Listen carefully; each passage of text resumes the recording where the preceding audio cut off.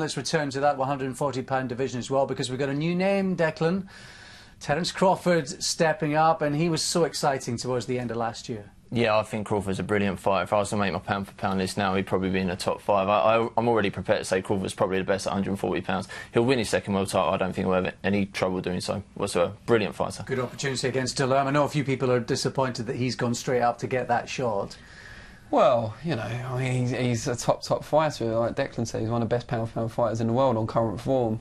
I think he's very similar in many ways to Floyd Mayweather. I think people will be talking about him in years to come, trying to work out what his flaws are, because he's good at everything. He's not spectacular in every area, but he's good, solid at everything. You know, he's a switch hitter with speed and with power, and good defence. You know, what's his weakness? Yuri Orkis-Gamboa gave him a few problems with his speed. He was a little bit faster, and they'll say that about him in years to come, like they did about Mayweather when he fought Zab Judah. Speed bothers him.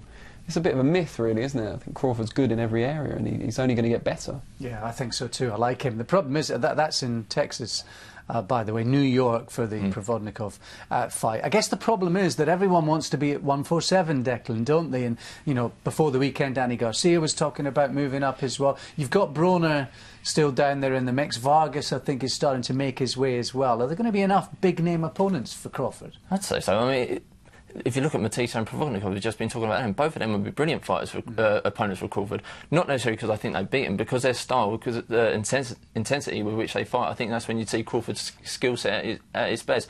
I'd be very surprised to see Lamont Peterson go up to 147 as well. I don't think there's going to be a shortage of fighters at 140, and incidentally, I think it won't be too long before we see Crawford at 147 as well.